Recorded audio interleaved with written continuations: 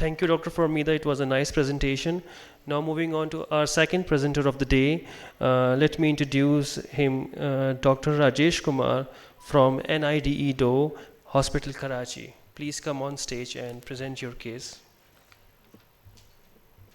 My name is Dr. Rajesh, and I am an endocrine fellow at Dow University of Health Sciences, Karachi.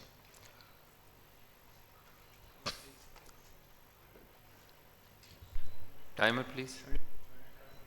So my case is of 30-year-old female, housewife, resident of Karachi, presented to outpatient clinic with a complaint of swelling of left index finger for last 1 year, generalized body ache for last 6 months, and swelling over the left side of face for last 3 months.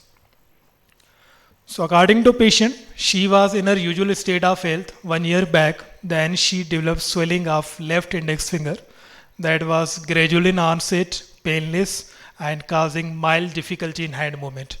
For last 6 months, patient has symptoms of generalized body ache with weakness and easy fatigability, particularly involving both lower limbs that used to get temporary relief by taking pain medication.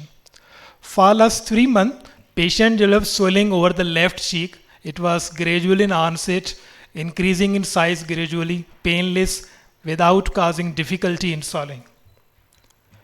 In systemic review, the patient has history of documented weight loss of 8 kg in last 6 months. In neuropsychiatric review, the patient has history of on and off headache of mild intensity, not associated with vertigo, dizziness, or any difficulty in vision. She also has history of mood swings and irritability for last 2 months. Rest of the systemic review was negative. Past medical and surgical history is unremarkable. Her appetite was decreased, sleep not sound, and bowel habits were regular. Menstrual history is normal. In family, there is no history of diabetes, cardiac disease, or any autoimmune disease. In treatment history, she was taking on and off different pain medications for the complaint of body ache, and she was prescribed by a general physician injection in drop D in the strength of 2 lakh unit that she took 3 doses, and she was prescribed prednisolone 30 milligram per day in divided doses that she took for 1 week.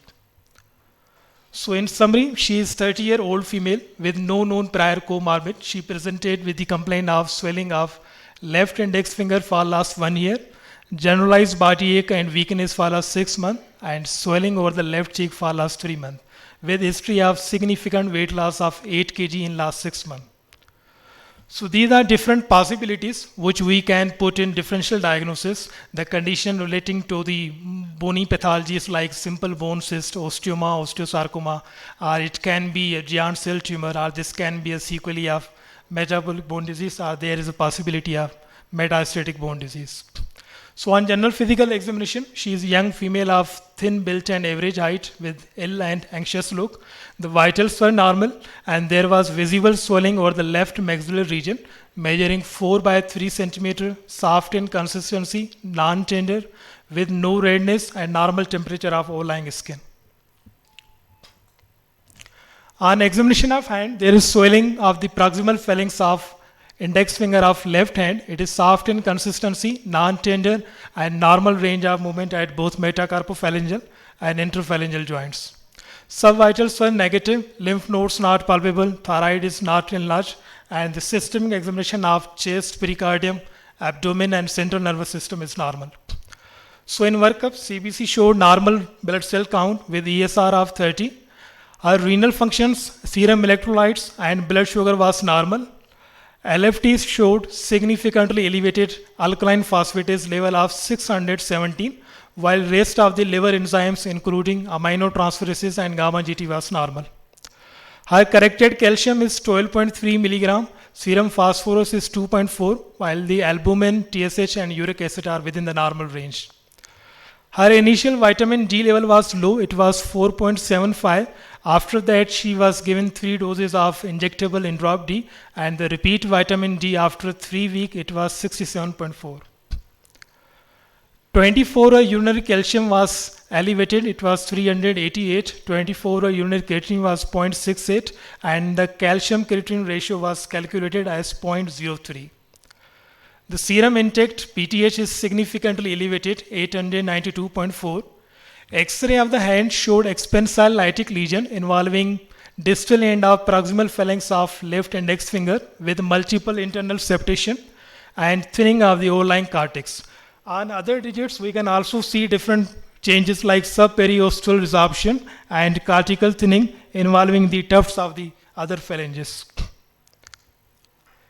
X-ray of the skull shows numerous lucent foci throughout the calvarium, representing salt and pepper appearance with generalized reduced bone density and loss of definition between inner and outer tables of skull. And there is a large hyperdense convex area over the lateral aspect of the skull. CT scan of the head and paranasal sinuses showed an expansile lucent lesion with internal cystic and solid density involving the left maxilla, and there is focal expansion of left parietal bone with bulging along the inner table. Ultrasound of the neck showing a cystic nodule in the left lobe of thyroid gland measuring 0.9 by 0.7 centimeter, and there is well-defined homogeneous hypoechoic lesion measuring 1.1 by 0.6 centimeter inferior to the right lobe of the thyroid gland. Ultrasound abdomen showed a non-obstructing calculus in the left kidney measuring 0.35 centimeter. The technetium parathyroid systemic scan showed a functioning parathyroid adenoma over the lower part of the right lobe of the thyroid gland. So the patient was diagnosed with primary hyperthyroidism with maxillary and phalangeal brown tumor. So keeping in mind young age of the patient was screened for possibility of multiglandular disease and the biochemical workup for multiple endocrine neoplasia was negative. She had normal fasting gastrin, normal prolactin, and workup for pheochromocytoma was negative. So biopsy of the finger and left maxillary lesion was not performed because clinical, radiological, and biochemical features were suggestive of primary hyperthyroidism with brown tumor. So this patient underwent parathyroidectomy with resolution of hypercalcemia, and at 48 hours post-operatively, serum PTH level was 15.1. Histopathology features were compatible with parathyroid adenoma showing abundance of chief cells. So few slides about the discussion. The primary hyperthyroidism is basically inappropriate secretion of parathyroid hormone, and this is most commonly caused by single parathyroid adenoma in 80 to 85% of cases, while parathyroid hyperplasia is a cause in 10 to 15% of cases. Parathyroid carcinoma is a rare etiology in less than 1% of cases. So majority of these patients are symptomatic or they have subtle symptoms. So this disorder is often detected incidentally on biochemical testing. And this condition is familiar in about 5 to 10% of cases. So the genetic testing is recommended in those patients with multiglandular disease and in those patients with positive family history of hyperthyroidism. So familial cases are mostly found in those patients who have primary hyperparathyroidism at young age. Brown tumor, which is also called as osteitis fibrosa cystica, is basically late stage skeletal manifestation of long-standing primary hyperparathyroidism. This is basically a non-neoplastic process and basically a cellular reparative process. So what happens, there is replacement of calcified bone matrix with fibrous vascular tissue, and this is pathogenomic and classical feature of primary hyperparathyroidism, which is seen in less than 2% of the patients.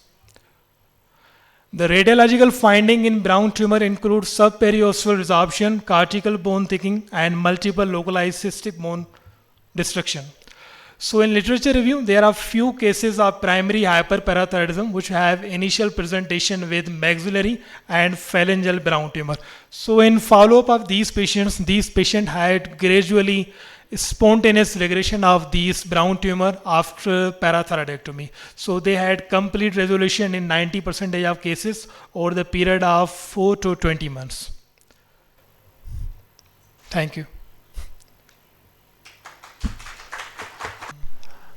I can start with a quick question regarding the case. So again, when you're treating someone with primary hyperpara, is there any particular complication that you worry about post-surgical in these patients? Number one, were you able to find the more consistent complication after you had the surgery done and the tumor was taken out? And the second question is, can you prevent those complications before you start the surgery?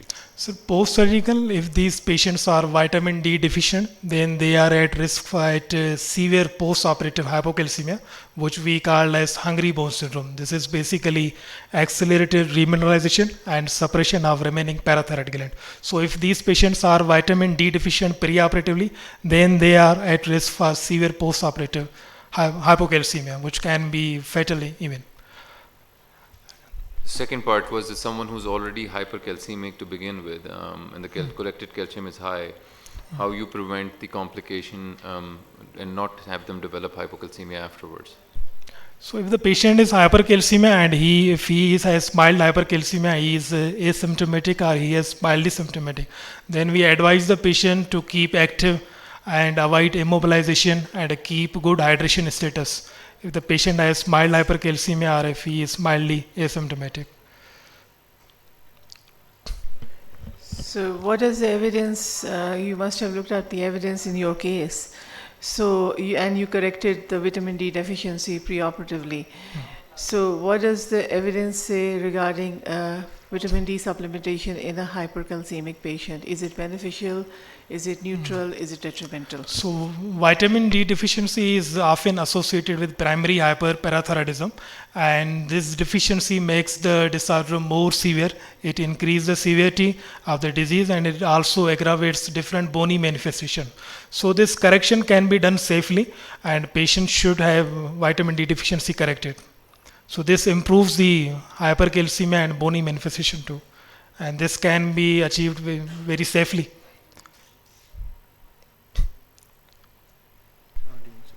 Any questions from the audience? There's a question Yes. from Dr. Kumar.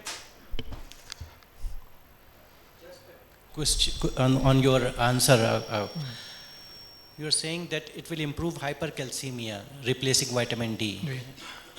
How would it do that? Because And, vitamin D deficiency. what should be the strategy of replacing vitamin D in such patients? Because vitamin D deficiency will lead to further release of parathyroid hormone, and in replacement the dosage should be 800 to 2000 units per day. It should not be a bigger dosage that this patient got by general physician in the strength of 2 lakh unit. Thank you. Thank you. There are no further questions. We can get the next speaker.